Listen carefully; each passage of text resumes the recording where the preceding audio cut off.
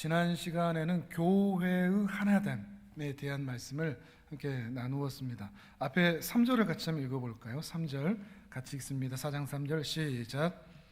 병 안에 매는 줄로 성령이 하나 되게 하시는 것을 힘써 지키라. 아멘. 사도 바울이 에베소 교회와 또 성도들에게 당부를 한다고 그랬죠. 병 안에 매는 줄로 하나 되게 하셨으니 그 하나 되게 하신 것을 힘써 지켜라 라고 당부를 하고 있습니다. 근데 이것이 사도 바울만의 당부가 아니라 예수님께서 하신 말씀이라고 그랬죠. 또 예수님께서 하나님 아버지께 간절히 간곡하게 기도했던 것입니다. 교회와 성도가 서로 이렇게 사랑하는 모습을 통해서 세상 사람들이, 교회 성도들이 교회가 서로 존중해주고 사랑해주고 온유해주고 하는 그런 모습들을 보면서 야, 저 교회를 있게 한 예수님이라는 분이 참으로 놀랍구나 하는 것을 발견할 수 있도록 성도의 사랑을 통해서 세상 사람들이 하나님의 이름과 하나님의 사랑을 깨달아 알 수 있도록 교회가 더욱 사랑으로 하나 될 것을 당부하고 있는 것입니다.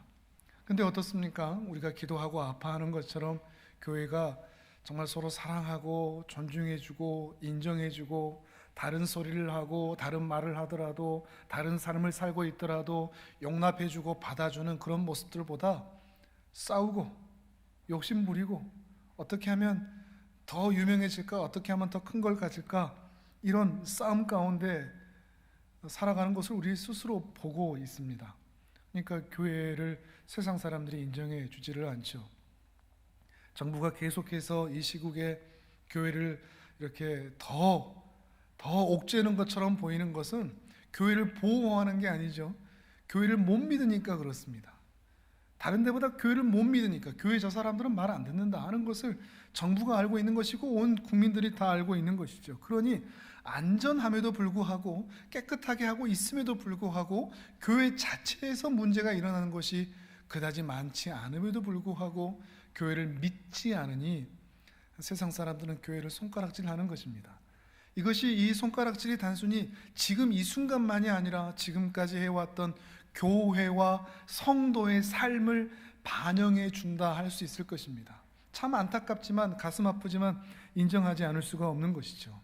그러니 정말 중요한 것은 코로나 극복보다도, 그리고 이 신천지 문제보다도, 정부의 공평하지 못한 그런 정책보다도 가장 시급한 것은 교회에 대한 신뢰 회복이 먼저입니다. 교회를 사람들이 믿어줄 수 있도록 교회가 변화되지 않으면 안 되는 것이죠. 어떻게 하면 될까요? 돈을 더 많이 쓰면 될까요? 다른 데 안 쓰고 더 자선사업을 많이 하면 될까요? 그것도 방법이겠지만 그것만으로는 우리의 변화를 받아주지를 않습니다. 근본적이고 본질적인 변화가 필요한 것이죠. 지난 시간에 이야기했던, 그리고 오늘 이야기하는, 그리고 다음 시간에 이야기하게 될 이런 교회에 대한 내용이 이런 근본적이고 본질적인 변화의 내용들이 될 것입니다. 지난 시간 함께 보았던 것처럼 사랑으로 진실로 하나 되는 것, 이것이 반드시 나타나야 하는 것입니다. 사랑으로 하나 되는 그 모습이 반드시 교회 가운데 나타나야 하는 것이죠.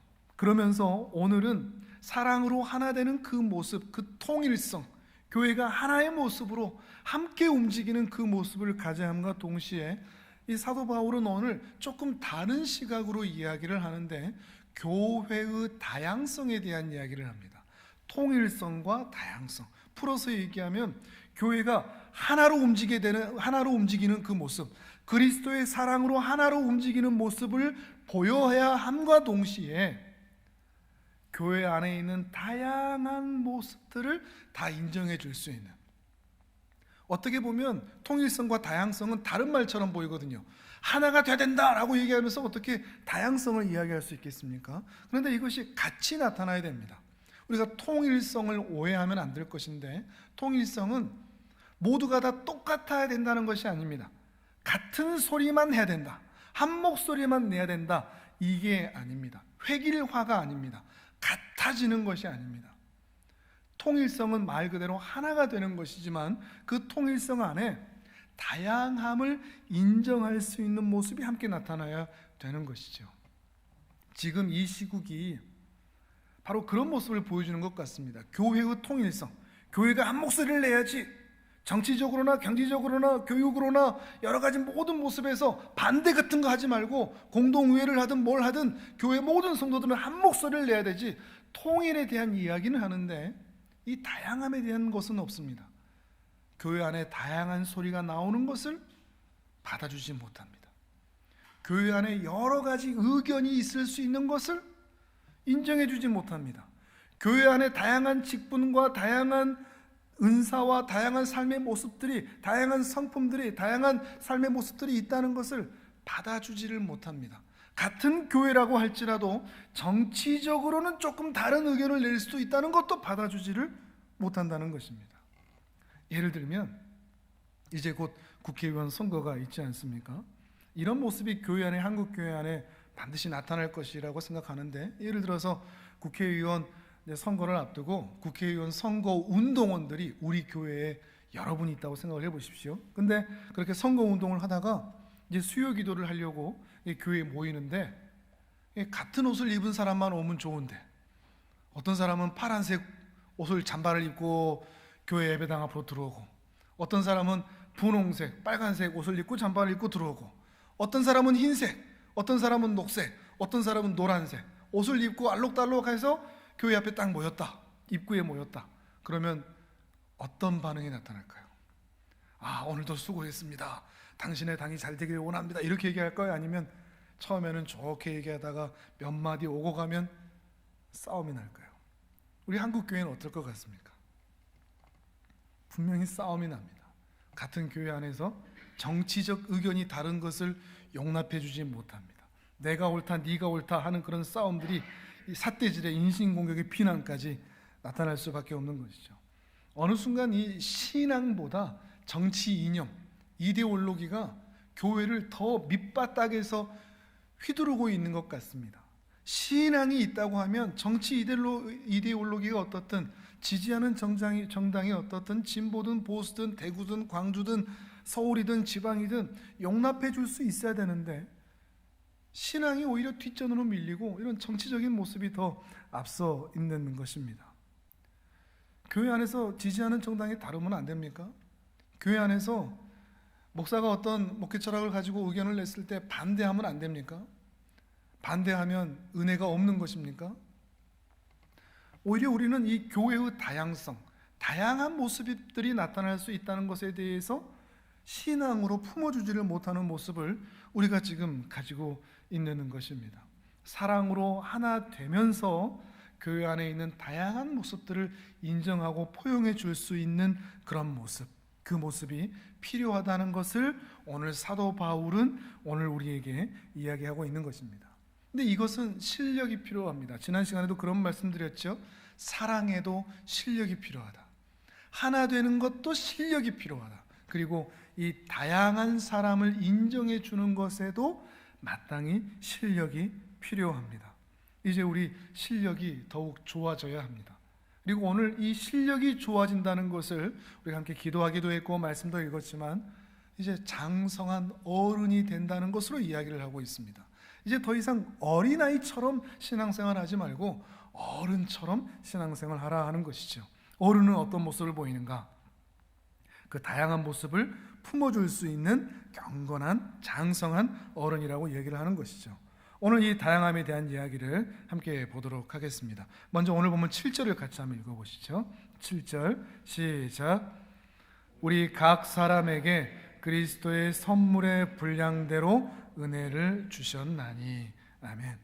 하나님께서 각 사람에게 은혜를 주셨다 그럽니다. 몇 사람에게만 주셨습니까? 특별한 사람에게만 주셨습니까? 소수에게만 주셨습니까? 그렇지 않습니다. 각각의 모든 사람들에게 주셨다는 겁니다. 그 말은 모든 사람에게라는 거죠. 단 한 사람도 은혜를 받지 않은 사람이 없다는 것입니다. 그런데 각각의 선물, 각각의 선물의 분량을 각각의 사람에 따라 제각각으로 주셨다는 것을 이야기하고 있는 것입니다. 선물의 분량, 그 은혜의 분량은 다 다를 수가 있는 것이죠. 다만 누구에게는 더 많이 줄 수 있고 누구에게는 좀 더 적게 줄 수 있습니다. 누구에게는 더 화려하게 줄 수도 있고 누구에게는 더 드러나지 않게 주실 수도 있습니다. 우리 몸으로 따진다고 하면 어떤 사람은 눈인데 어떤 사람은 눈썹일 수도 있죠. 어떤 사람은 손인데 어떤 사람은 손톱일 수 있고, 어떤 사람은 발인데 어떤 사람은 발톱이라 할 수도 있습니다. 어떤 사람은 더 좋아 보이지만 어떤 사람은 그렇지 않은 모습으로 그 사람의 분량에 따라 은혜의 선물도 은혜의 분량도 다르게 주셨다 하는 것을 이야기하고 있는 것입니다. 똑같지가 않다는 것이죠. 획일화되어 있지 않다는 것입니다. 제각기 그 사람의 분량에 따라 다양하게 하나님께서 은혜를 나누어 주셨다 하는 것입니다. 오늘 우리가 그 은혜를 받아 있는 것이죠. 근데 우리가 이렇게 하나님께서 은혜를 주셨다는 것을 생각하고 내 분량에 맞게 내게 이런 은사와 재능을 주셨다고 하면 오늘 내 모습이, 오늘 내 재산이, 오늘 내 통장이, 오늘 내 가정이, 오늘 내 직장이, 오늘 내 삶이, 오늘 내 건강이 다 하나님의 주권 아래서 하나님의 공의로우신 뜻에 의해서 나에게 주어진 것이라는 것을 믿을 수 있는 믿음으로까지 가야 할 것입니다. 예를 들면 제가 우리 공동체 목회를 하고 있는데 제가 이런 주님의 주권에 대해서 인정하지 않는다면 나는 왜 어떤 사람들처럼 수백 명, 수천 명, 수만 명의 교회의 목회자가 되지 못해? 나도 그렇게 잘할 수 있는데 라고 생각한다면 이것은 욕심에서 나오는 것임과 동시에 하나님께서 오늘 나에게 이 자리를 주신, 오늘 나의 이 현실을 주신 하나님의 주권을 인정하지 않는 것이 된다는 것입니다. 그런데 이것이, 오늘 내가 이 자리에 있는 것이 하나님의 선하신 뜻에 있는 것이라는 것을 알게 된다면 숫자가 몇 명이든 크기가 어떠하든 아무런 상관이 없습니다. 오늘 이 자리가 하나님의 은혜의 자리이기 때문이죠. 그러니까 내가 있는 이 자리를 우리는 감사할 수가 있는 것입니다. 내 현실이 어떻든 하나님의 선하신 뜻 안에 오늘 내가 있으니 내 현실에 대해서 불평할 필요가 없는 것이죠. 선하신 하나님께서 또한 선히 인도해 갈 것을 믿기 때문에 그렇습니다. 그러니 하나님께서 우리에게 은혜를 주셨다 하는 것을 믿음과 동시에 함께 믿어야 할 것은 그 은혜를 나에게도 주셨다 하는 것을 기억해야 됩니다. 하나님께서 이 세상에 은혜를 주신다 하는 것은 알지만 그 은혜가 오늘 나에게 이미 주어져 있다 하는 것은 실제적으로 믿지를 못합니다. 여러분 믿으십니까? 여러분 하나님께서 은혜 주시고 계십니다. 그래서 오늘 이 자리에 계시는 겁니다. 오늘 우리가 살아있는 이유는 하나님께서 나에게 은혜 주고 계시기 때문입니다.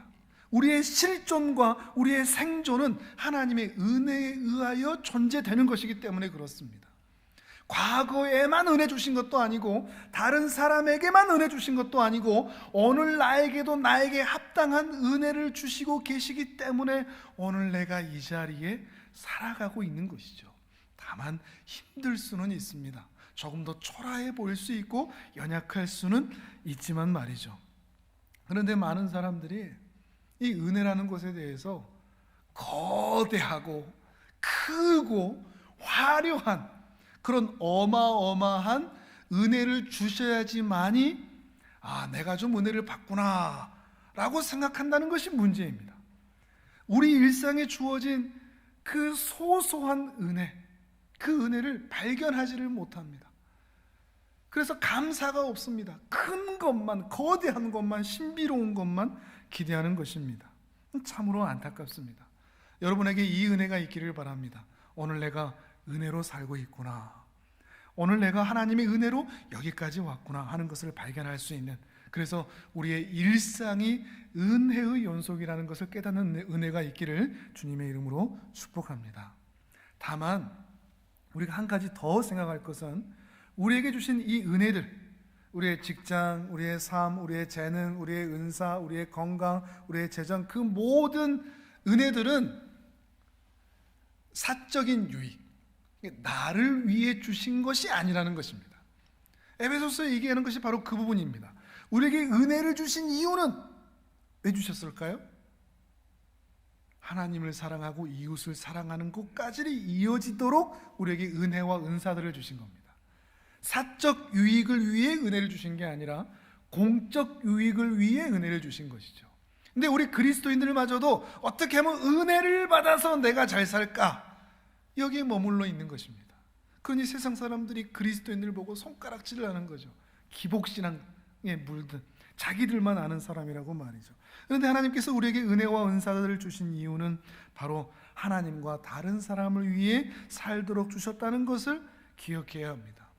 이것을 깨달은 사람들이 교회 안에 그리고 이 세상 안에 많으면 많을수록 이 세상은 하나님의 나라가 되어갈 줄을 믿습니다. 이것을 깨달은 사람들이 많으면 많을수록 교회는 더욱 든든히 세워져 갈 줄을 믿습니다. 자기가 눈이면 눈의 역할을 충성스럽게 하고 눈썹밖에 아니어도 난 눈썹의 역할만 충실히 해야지, 이게 하나님의 뜻이라면 나는 왜 손이 아니야? 나는 왜 손톱이야? 이런 말이 아니라 나는 손톱이라도 손톱의 역할을 충실히 해야지, 이런 마음을 갖는 사람들이 교회 안에 있으면 있을수록, 자기에게 맡겨진 일들에 대해서 헌신하고 충성하고 감사하는 사람들이 있으면 있을수록 교회는 건강하게 세워질 수밖에 없다는 것이죠.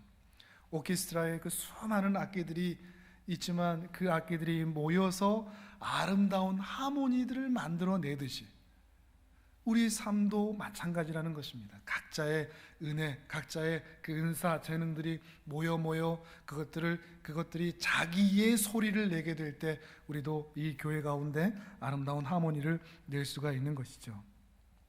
그러면서 사도 바울은 이 교회 안에 정말 다양한 은사와들이 있고 은혜들이 있고 다양한 사람들이 있는데 다양한 직분들도 있어. 그 직분들을 통해서 교회를 세워가는 것이야 라는 이야기를 이어서 하고 있습니다. 4장 11절을 같이 한번 읽어보실까요? 11절 시작. 그가 어떤 사람은 사도로, 어떤 사람은 선지자로, 어떤 사람은 복음 전하는 자로, 어떤 사람은 목사와 교사로 삼으셨으니.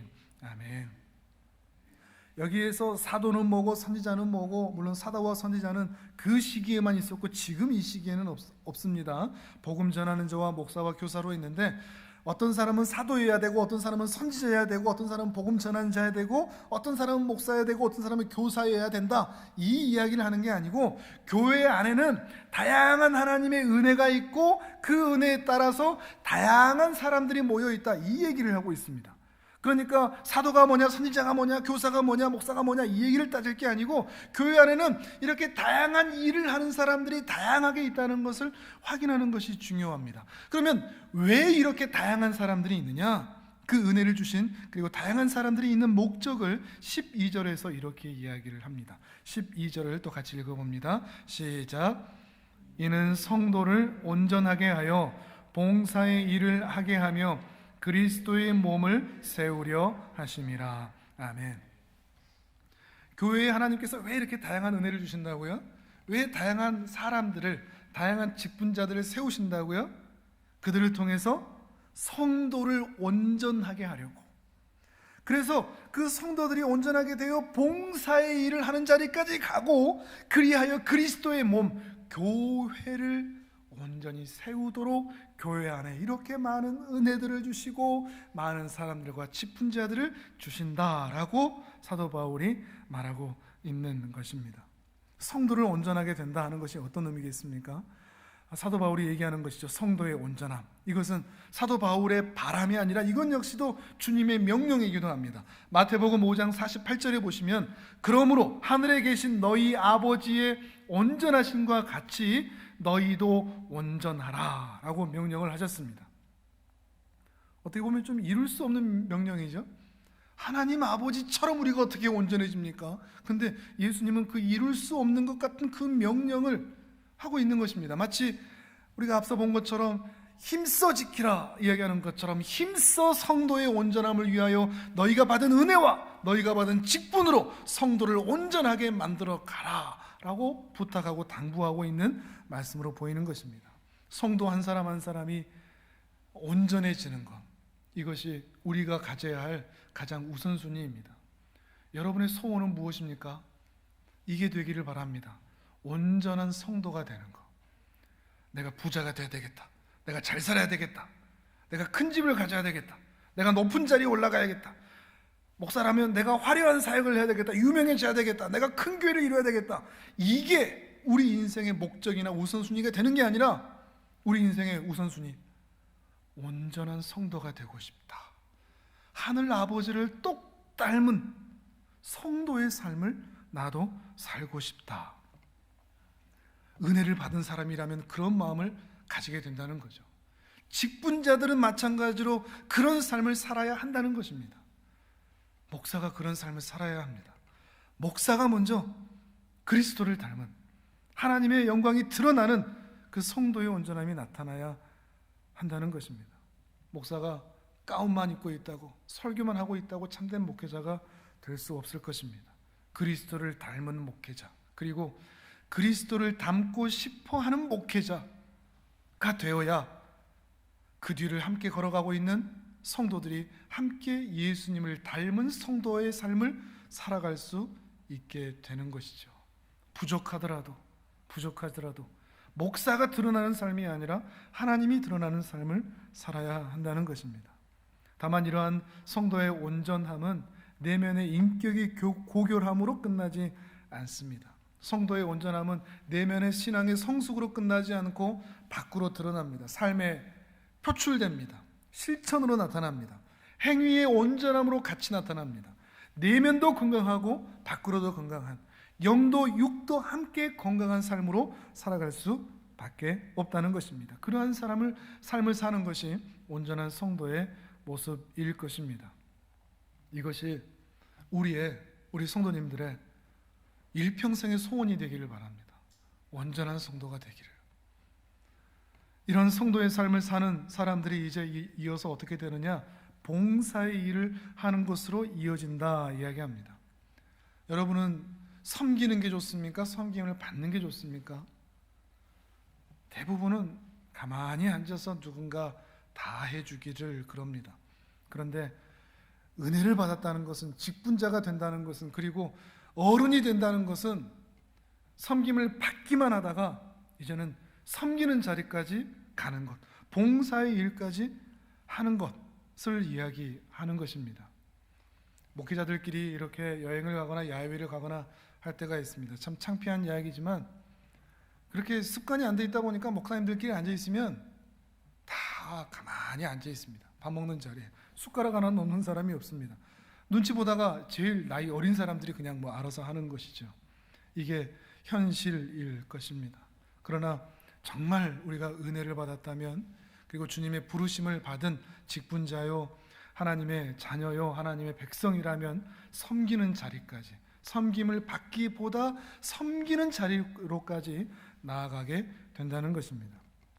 그래서 어떤 삶으로의 모습까지 이어지는가? 우리가 함께 읽었던 13절과 14절, 그리스도의 장성한 분량이 충만한 데까지 이르게 된다고 사도 바울은 말하고 있습니다. 13절과 14절을 우리도 같이 읽어봅니다. 시작. 우리가 다 하나님의 아들을 믿는 것과 아는 일에 하나가 되어 온전한 사람을 이루어 그리스도의 장성한 분량이 충만한 데까지 이르리니, 이는 우리가 이제부터 어린아이가 되지 아니하여 사람의 속임수와 간사한 유혹에 빠져 온갖 교훈의 풍조에 밀려 요동하지 않게 하려 함이라. 아멘. 그리스도의 장성한 분량이 충만한 데까지 이른다. 이게 온전한 사람의 모습이거든요. 쉽게 얘기하면 어린아이에서 어른이 되는 것입니다. 어떤 어른? 몸만 크다고 다 어른이 아니죠. 그리스도를 닮아가는 신앙의 어른입니다. 얼마나 그리스도를 닮았냐? 이게 어른의 모습입니다. 그리스도를 안 닮으면 그건 어린아이입니다. 히브리서 5장 14절에 보면 이 장성한 자를 어떻게 표현하는가 하면, 단단한 음식은 장성한 자의 것이니 라고 표현을 합니다. 장성한 자는 단단한 음식을 먹는다는 겁니다. 어린아이들은 뭘 먹죠? 젖을 먹거나 이유식을 먹거나 또 엄마가 이렇게 으깨 준 것, 이런 것들밖에 먹을 수 없죠. 그러나 컸다라고 하는 것은 단단한 음식을 먹을 수 있게 된다는 거죠. 어린아이들은 그렇게, 사람은 그렇게 된다고 하지만 단단한 음식이라는 것이 신앙인에게는 어떤 것을 얘기할까요? 성경에 대한 것도 어린아이 때는 성경을 그저 이야기처럼, 귀에 쏙쏙 들리는 재밌는 그런 이야기처럼 들리는 것만 설교가 들립니다. 그리고 오늘 당장 내가 어떻게 살아야 될까 하는 그런 이야기들, 성경의 깊이 있는 것까지는 쫓아가지 못하죠. 그러나 이제 어른이 됐다, 단단한 것을 먹는다 하는 것은 삼위일체 하나님이 어떤 분이시고, 성부 하나님이 어떤 분이시며, 성자 하나님이 어떻게 이 땅에 오셨고, 성령 하나님이 이 땅 가운데 어떻게 우리와 함께 하시며, 제자의 길은 무엇이며 하나님의 백성의 삶은 무엇인가 라는 데까지 들어가는 것이죠. 교리가 무엇인가 하는 것까지 배울 수 있는, 성경의 깊은 곳까지 깨달아 알기를 사모하고 그 자리까지 들어가는 것, 그것이 단단한 음식을 먹고 있는 신자의 모습입니다. 또한 어린아이 때는 이 신앙이 잘 믿어지지 않습니다. 그래서 천지창조 정말 하나님이 하셨을까? 그리고 홍해를 정말 건넜을까? 열지양이 정말 있었을까? 동정녀의 마리아에 의해서 정말 그렇게 남자의 몸을 빌지 않고 그렇게 태어난 게 맞는가? 예수님의 모든 기적들이 정말 사실일까? 이게 애매합니다. 그런데 단단한 음식을 먹는 장성한 어른들은 천지의 창조를 믿고, 예수님의 성육신 하심을 믿고, 동정녀 탄생도 아멘으로 믿을 수 있고, 열지양을 예굽에 내리셨던 것을, 출애굽하여 홍해를 건너는 것을, 예수님이 행하신 모든 기적과 이적들을, 그리고 온 세상을 지금도 다스리고 계시며 하나님께서 온 세상을 주관하고 계시는다는 것을 믿음으로 아멘 할 수 있는 사람들입니다. 우리의 이성으로는 안 믿어지고 우리의 논리로는 받아지지 않는 것들이 있다 할지라도 믿음으로 아멘 하는 자리까지 가는 것, 이것이 단단한 음식을 먹을 수 있는 사람의 모습이라는 것입니다. 영적인 분별력과 판단력들이 달라지는 거죠. 선악을 구분해지는 것입니다. 아, 이거는 옳은 것, 이것은 그르는 것, 이것은 하나님이 기뻐하시는 것, 이건 하나님이 싫어하시는 것, 이런 분별도 해나갈 수 있습니다. 신앙이 어릴 때는 술이고 담배고 세상의 즐거움들이고 따라갈 수 있습니다. 그것들 때문에 주의를 빼먹을 수도 있고 하는 모습들을 볼 수 있습니다. 그런데 언제나 그 자리에 있을 수만은 없습니다. 신앙이 어릴 때는 몸이 아프다 그러면 교회 빼먹기도 하고, 돈이 없다 그러면 헌신이나 헌금이나 하는 것들이 줄어들 수 있습니다. 그런데 단단해진다, 어른이 된다 하는 것은 그렇게 힘든 상황에 있음에도 우리가 감당해야 할 그 자리를 감당하고, 아무리 몸이 아파도 내가 예배당에 나가서 하나님께 예배드려야 되겠다, 이런 단단한 마음들이 들고, 세상의 유혹과 세상의 자랑과 즐거움들에 의해서 흔들거리지 않는, 우리 함께 말씀 읽었던 것처럼 14절에 그런 유혹과 핍박이 있음에도 불구하고 요동하지 않는, 어린아이 같지 않은 장성한 어른으로의 성장이 나타날 수밖에 없다는 것입니다. 우리의 소망이 또한 되기를 원합니다. 이제 우리 어른이 좀 되었으면 좋겠습니다. 신앙으로도 말이죠. 이 한국교회 이 모습 보면 어린아이들 투정하는 것 같지 않습니까? 교회는 2m씩 떨어져 앉으라고 하면서, 공무원들 당신은 80cm네 이러면서 어디 복지본이 어디 가가지고 영상 촬영하고 하는 그 모습을 본 적이 있습니다. 그러면서 아주 자기가 아주 뭐 10살이라도 된 것처럼 얘기하는 유튜브를 본 적이 있는데 창피한 겁니다. 어린아이들이 하는 짓이죠. 우리 이제 좀 어린아이의 모습을 벗었으면 좋겠습니다. 옆에 집이 성공하고 잘 되면, 옆에 교회가 잘 되면 우리는 배 아파야 됩니까? 같이 즐거워할 수는 없을까요? 오히려 신앙으로 연약하고 힘든 사람들, 너는 왜 이것밖에 안 돼 하는 게 아니라 그런 사람들마저 보듬어 줄 수 있는 사람이 되어야 되지 않을까요? 콩 반쪽이라도 이거 다 내 거 하는 게 아니라 어른들은 나눠줍니다. 자녀들에게 몸통 주고 어른들은 머리를 먹죠. 그것이 신자의 모습이 되어야 하는 것 아닌가 하는 것입니다. 여러분이 이 시대에 경건한 어른, 장성한 어른들이 되어주실 수 있기를 바랍니다. 여러분을 통해서 교회가 그리스도의 사랑으로 하나가 되고, 그렇게 하나가 되어가는 가정 가운데 교회 안에 들어오는 무수한 다양한 사람들을 품어줄 수 있는 그런 어른들이 될 수 있기를 바랍니다. 우리의 작은 섬김과 우리의 작은 삶의 모습을 통해서 우리의 가정이, 우리의 교회가 우리 한국교회가 새로워질 수 있기를 간절히 소망합니다. 이 아름다운 일을 위하여 힘쓰는 자에게 주께서 합당한 은혜와 능력을 주시기를 주님의 이름으로 축복합니다. 아멘. 우리 이제 함께 기도하겠습니다. 우리 자신의 모습을 먼저 돌아볼 수 있기를 원합니다. 여러분은 영적인 어른입니까? 어린아이입니까? 여러분의 모습은 어떠합니까? 참으로 부족하고 연약한 우리들의 모습, 어린아이 같이 칭얼댔던 우리의 모습, 이 시간 주 앞에 다 내려놓고 주님, 장성한 어른, 그리스도를 똑 닮은 예수님처럼 말하고 예수님처럼 생각하고 예수님처럼 행동하고 예수님처럼 살아가는 그런 신자의 삶을 살게